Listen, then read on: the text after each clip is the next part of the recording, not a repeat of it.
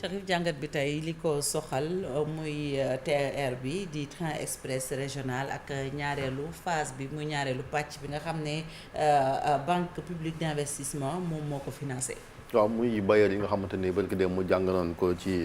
yéenekaay yi ñu nekkoon phase 2 bu train express régional bi am na par exemple France waa BAD ak BID yi nga xamante ni kon dinañ ci dugal seeni koppar loolu nag day tax ñu waxtaanee wàllu dem beeg rawatina saxaar gi parce que de manière générale laataa sax TER di fa am Sénégal ku ne xam ne ni jamonoy nasaraan yi ba léegi dem beeg dëkk bi ci wàllu saxaar amoon na fi fuñ ci toll ak enjeu yi nga xamante ni moom la am ci wàllu dëkk bi buñ ko tàmbalee ci TER bi Souleymane mu mel ni kon même si tàkkagul bay daw am na jéego yoo xamante ni ngi koy def te war na mën a am ngëneel. jërëjëf Chérif gannaaw ma la nuyu mbokk yi nekk ci table bi yëpp ak suñu téléspectateurs yi effectivement TER jéego bu mag romb nañ ko moom mooy lu gën a metti ci liggéey bi def nañ ko lii banque publique d'investissement France muy banqaas boo xam ne ca France la nekk ni ko turam waxee ñoom dañoo indi xaalis mu toll ci fukki milliards ak juróom-ñaar lu teg tuuti pour li ñuy tuddee pré-exploitation bu ngeen fàttalikoo am na benn société de droit sénégalais bu ñuy tuddee SETER muy société d'exploitation du TER boo xam ne dañ ko taxawal société de droit sénégalais la waaye français yi ñoo ko taxawal maanaam RATP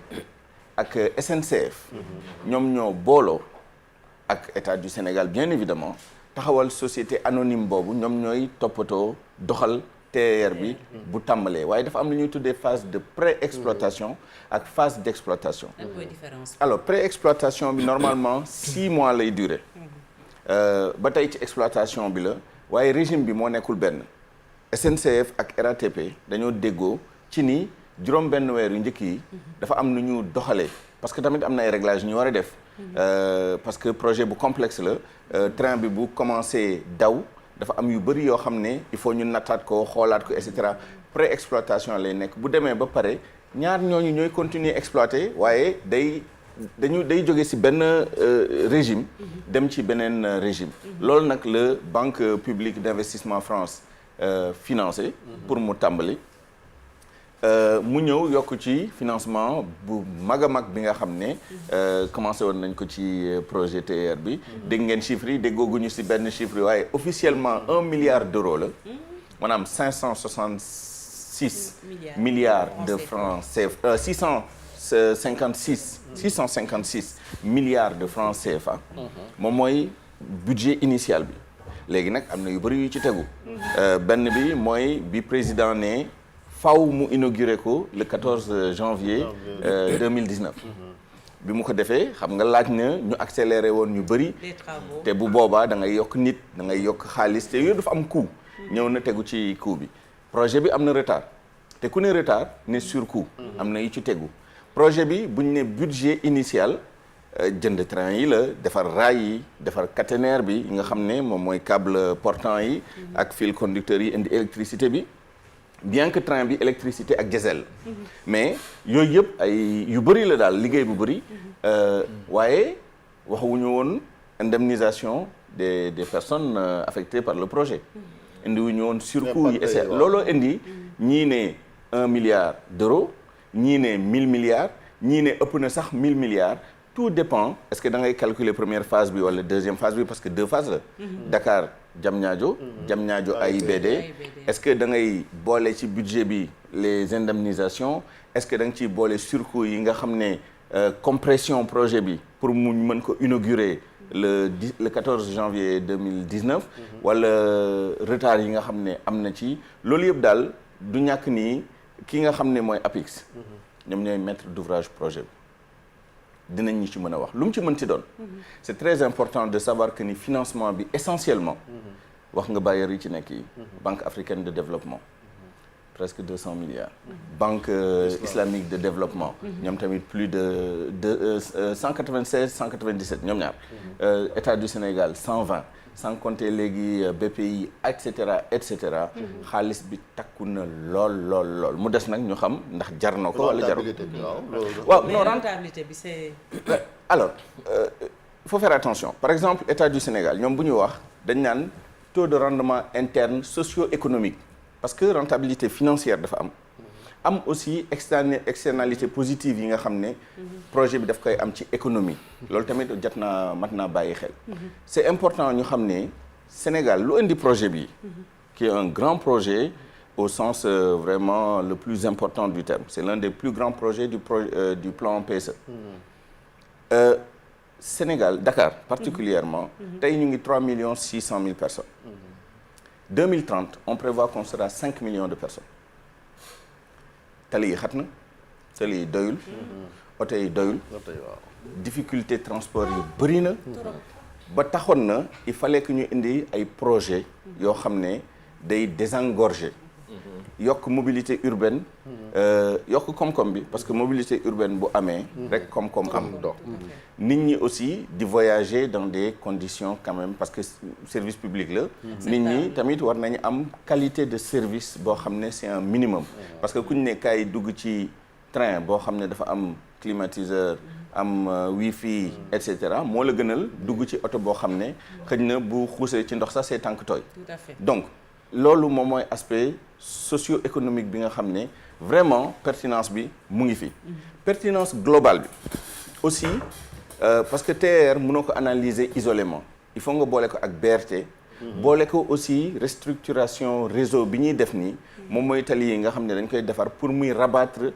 trafic bi ci yoonu BRT bi ak yoonu TER bi sans compter modernisation bus yi et cetera c'est un projet d'ensemble donc pertinence bi côté boobu y a pas de problème rentabilité bi mënta ñàkk parce que ñii seq mbir mi ay société privée lañ SNCF xaalis la ci wut RATP xaalis la ci wut ak ñeneen ñi ci bokk ñëpp parce que projet bi nag français yi dañ ko dar raay yi STO France la caténaires yi ak signalisation bi Thales moo ko def ak ENGIE seeni ay succursale exploitation bi pré-exploitation bi SNCF RATP sans compter APIX ñi leen jàppale ci projet bi assistance en maîtrise d'ouvrage bi Sistra ce sont des Français. mais loolu Souleymane est-ce que du andi comme li xew ci autoroute bi que ça soit hors de portée de la population lambda. foofu nag la état bi di amee rôle gis nga tey état bi mu ngi renégocier contrat ak Eiffage mais lu indi renégociation état bi position am dafa xaw a compliqué tuuti parce que état bi dafa nekk juge parti état bi dafa dugal xaalis di xaar xaalis parce que état bi daf ci am ay redevance état bi moom mooy protéger ñun usagers yi pour ñu bañ ñoo aussi teg loo xam ne antanuñ ko ñu jox ñu service de qualité et cetera et cetera bon maintenant li si des li moom mooy projet yi les domaine bi project finance lañ koy tuddee le financement des grands projets c'est un domaine spécifique du Sénégal rek moo koy def dëkk yu bëri ñu ngi koy def bëgg naa sax citer tuuti le cas de la Côte d'Ivoire parce que Côte d'Ivoire ñaari dëkk yi nga xam ne RATP ak SNCF fa la ñuy accès seen stratégie c'est Afrique de l'Ouest Sénégal la ak Côte d'Ivoire Côte d'Ivoire métro lañ fay am projet mais bu ñu comparer les deux métro Abidjan c'est 1,4 milliard d'euros ñun TER la ñu am 1 milliard d'euros donc différence bi bëriwul noonu ñoom 500 000 passagers par jour la ñu prévoir seen métro ñun suñu TER bi 115 000 personnes par jour distance bi c'est à peu près la même chose pour dire que il faut ñu xool aussi parfois lan mooy pertinence bi ak lan mooy vraiment utilité tel ou tel projet mais pour revenir sur la rentabilité project finance principe bi moom mooy bailleur de fonds yu mel nii ay ñoom BAD les banques de développement ñoom BID dañu indi seen xaalis état indi seen xaalis privé yi indi seen xaalis compagnie d'assurance yi assuré li ñu mën a assuré état bi nekk assureur en dernier ressort c'est-à-dire suba bu ñu defee TER bi bu doxul ni ñu ko yaakaaree woon ni ko études yi wanee woon SNCF du ñàkk RATP du ñàkk Sistra fay nañ ko ba pare ñii tekk et cetera état bi en dernier ressort moom mooy assurer les flux de remboursement en dernier ressort mais dinañ def lépp pexe yi ñu mën pour que remboursement bi jóge ci exploitation bi looloo indi Eiffage dañuy xool ñoom ban prix la ñu teg pour mën a jël seen xaalis rembourser dettes yi parce que y a beaucoup de dettes am ci bénéfice jox état bi redevance am fay ay salaire am et cetera et cetera il en sera de même pour le TER li ñuy teg pour fay ñun ñoo koy fay pendant une certaine durée li si gën a bëri xaalis bi pour rembourser dettes yi la te ñoom SNCF dañ ci ut bénéfice. donc ñun ñooy fay te état bi tamit war nañu défendre pour que prix bi war a bañ a jéggi dayoo. loolu yëpp ay est-ce que ñàkk respecté délai yi nekkul un point noir quand même ci projet bi parce que yaa ngi koy wax sànq président lancé woon na ko dugg ca dem fa jam ñaaju dellusiwaat en janvier 2019 ñi ngi 2020 bay dugg 2021 ba ki dem mu jóge na France daje mag Macron waxaat lu ni mel. waaw retard moom ci projet surtout grand projet lu doy waar la parce que coût yi muy induire moom moo bëri n'importe quel projet bu amee retard rek bu xabaabalee weer teg rawatina ay at lu muy am ci njeexital ci xaalis ci koppar day doy waar donc mais retard bi ñoom am na lañ loo xam ne mën nañ ko expliquer moom mooy Covid bi waaye Covid bi mu commencé ak léegi 6 mois 7 mois la boo dindee 6 mois 7 mois yi boo xaabaabalee sax def 1 an yoo xam ne Covid bi dina ko am impact ci projet bi quand même début 2019 la waroon commencé train yi waroon nañ commencé daw début 2019 symboliquement commencé na. presque on est en fin 2020. mais on est en fin 2020 et on nous annonce 2021 sans nous préciser exactement quand. boo moytul boo ci dindee. année horrible 2020 bi sax dina am retard encore un an te loolu yëpp ay coût la am na ñu recruter ñu ngi leen di fay ay salaire am na yoo xam ne dafa tegu commencé nañ ko fay boo leboo looloo indi enjeu xam nga adduna bi dafa complexe li indi coow nañu dàq remboursement dettes yi yu mel nii ci la bokk parce que nag dette du xaar gis nga ñii di lebalaate ñun ñooy lebalante suñu biir nga ñëw ñu ne la suba dinaa la fay doo fekk nit ki et cetera entre état entre économie loolu amu ci